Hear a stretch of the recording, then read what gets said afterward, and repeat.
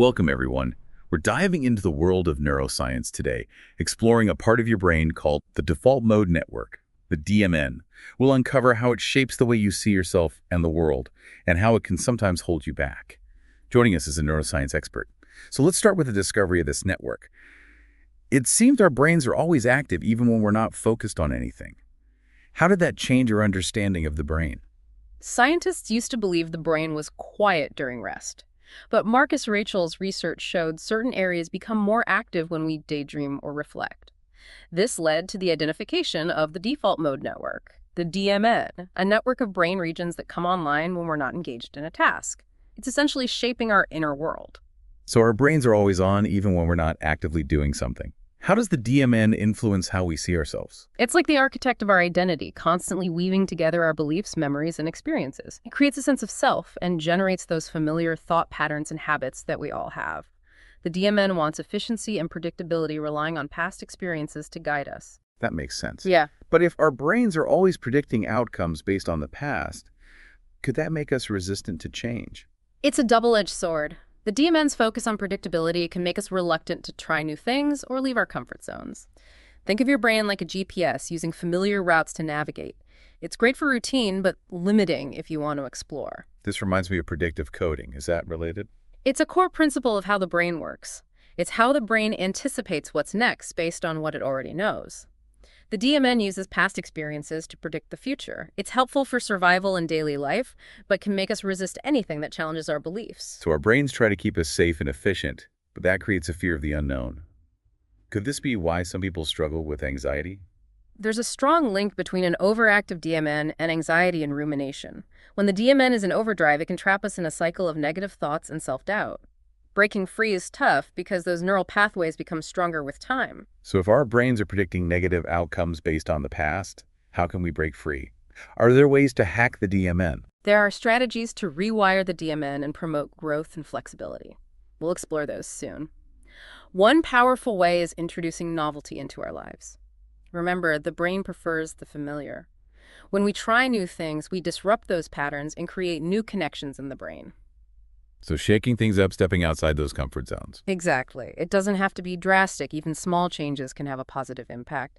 Trying a new recipe, taking a different route to work. As we experience new things, our brains become more flexible and adaptable. I like that, finding those small chances for novelty each day. What other strategies can rewire the DMN? Mindfulness and meditation are powerful tools. Mindfulness is bringing our attention to the present moment without judgment, observing our thoughts and feelings without being swept away by them. So creating a sense of awareness and detachment. Yes, studies have shown that practicing mindfulness can reduce activity in the DMN. This can lead to a clearer mind and better emotional regulation. Meditation specifically has been shown to quiet the inner critic. This creates space for new perspectives and can help us challenge those limiting beliefs. It sounds like mindfulness and meditation are important for anyone wanting to break free from the DMN. Are there any other approaches we can use to shift those negative thought patterns? Cognitive reframing is another powerful technique. It involves identifying and challenging negative thoughts and replacing them with more positive and realistic ones. So actively changing how we think about ourselves and the world. It is. Cognitive reframing helps us see that our thoughts aren't always accurate. We can choose how we interpret our experiences. That's where self-awareness is so important. We need to catch those negative thoughts and consciously choose to reframe them. It takes practice, but we can train our brains to adopt more empowering beliefs. This can hugely impact our behavior, emotions, and well-being. It's inspiring to think that we can change our inner narrative and create a more supportive internal world.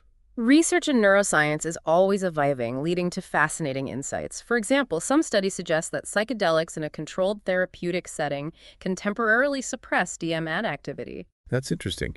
I've heard about the potential benefits of psychedelics. Can you tell me more about how this relates to the DMN? It seems psychedelics like psilocybin can disrupt those rigid thought patterns and create a more fluid state of consciousness. This allows for a wider range of experiences and insights. Some people report profound shifts in perspective and a feeling of interconnectedness. While psychedelics are not for everyone, this research highlights the potential of disrupting those pathways to create lasting change.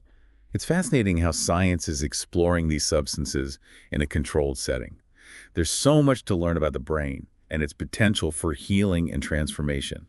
It's amazing to think that simple things like adding novelty to our day or practicing mindfulness can have such a big impact on our brains. It really shows how flexible the brain is, its ability to change and adapt throughout our lives. We're not fixed, we can grow and transform at any age. That message of hope is so important. A lot of people feel stuck with their limitations, but learning about the DMN shows that we have the potential for change. It's about taking control and realizing we can influence our thoughts, beliefs, and our futures. We have more power than we think. So as we wrap up this deep dive into the DMN, what's the most important thing for our listeners to remember? The most important thing to remember is that the default mode network is powerful, but it doesn't control our destiny by understanding it. We can use its power for good, not let it limit us. We've learned that things like seeking out new experiences, practicing mindfulness, and reframing our thoughts can really change our brains and help us break free from limitations. It's about recognizing when our DMN might be holding us back and choosing activities and practices that help us grow. It's like we're teaching our brains to be more adaptable, resilient, and open to new things. As we do these things, we create a future where growth, not limitation, becomes our natural state. That's a powerful thought.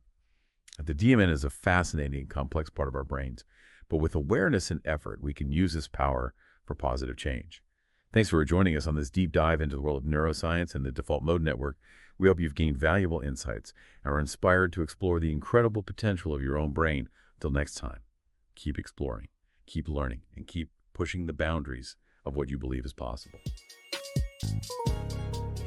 Thank you for tuning in to this episode of the Deep Thoughts Podcast. I hope you found insights and inspiration to take with you on your journey of self-growth. If you enjoyed the show, be sure to hit the subscribe button so you never miss an episode. And don't forget to follow us on social media to stay updated on new releases and exclusive content. See you next time, where we'll continue to help you grow and explore your full potential.